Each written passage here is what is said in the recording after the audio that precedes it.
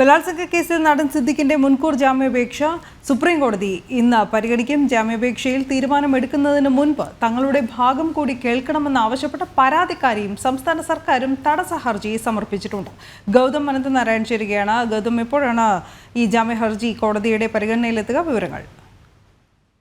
അനു, ഉച്ചയോടുകൂടി നടൻ സിദ്ദിഖ് നൽകിയിട്ടുള്ള മുൻകൂർ ജാമ്യാപേക്ഷ സുപ്രീം കോടതി പരിഗണിക്കുമെന്നാണ് നമുക്ക് മനസ്സിലാക്കാൻ സാധിക്കുന്നത്. നേരത്തെ കേരള ഹൈക്കോടതിയിൽ സിദ്ദിഖ് സമാനമായ രീതിയിൽ തനിക്ക് ജാമ്യം നൽകണം, നിരപരാധിയാണ് എന്ന് ചൂണ്ടിക്കാണിച്ചുകൊണ്ടൊരു ഹർജി നൽകിയിരുന്നുവെങ്കിലും കേരള ഹൈക്കോടതി അത് തള്ളുന്ന പശ്ചാത്തലമുണ്ടായി. ഇതേ തുടർന്നാണ് നടൻ സിദ്ദിഖ് സുപ്രീം കോടതിയെ സമീപിച്ചിരിക്കുന്നത്. എന്നാൽ സിദ്ദിഖിന് ഒരു കാരണവശാലും മുൻകൂർ ജാമ്യം നൽകരുത് എന്ന് ചൂണ്ടിക്കാണിച്ചുകൊണ്ട് 3 തടസ്സ ഹർജികൾ കൂടി സുപ്രീം കോടതിയുടെ പരിഗണനയിലുണ്ട്. ഒന്ന്, സിദ്ദിഖിനെതിരെ ബലാത്സംഗ ആരോപണം ഉന്നയിച്ചിട്ടുള്ള പരാതിക്കാരിയാണ് ഒന്ന്, മറ്റൊന്ന് സംസ്ഥാന സർക്കാരും ഒപ്പം ഒരു പൊതുപ്രവർത്തകനും. അങ്ങനെ 3 തടസ്സ ഹർജികളും സിദ്ദിഖിന്റെ ഈ ഒരു മുൻകൂർ ജാമ്യാപേക്ഷയ്ക്കെതിരെ നിലവിൽ സുപ്രീം കോടതിയിലുണ്ട്. മാത്രമല്ല, നമുക്കറിയാം കഴിഞ്ഞ ഒരാഴ്ചയായി നടൻ സിദ്ദിഖ് ഒളിവിലാണ്. ഇയാളുടെ ഫോൺ ഉൾപ്പെടെ സ്വിച്ച് ഓഫ് ആയിരിക്കുന്ന ഒരു സാഹചര്യമാണ്. ഇത്തരത്തിൽ വളരെ നിർണായകമാണ് സിദ്ദിഖിനെ സംബന്ധിച്ചിടത്തോളം ഇന്നത്തെ സുപ്രീം കോടതിയുടെ തീരുമാനങ്ങൾ. അനു.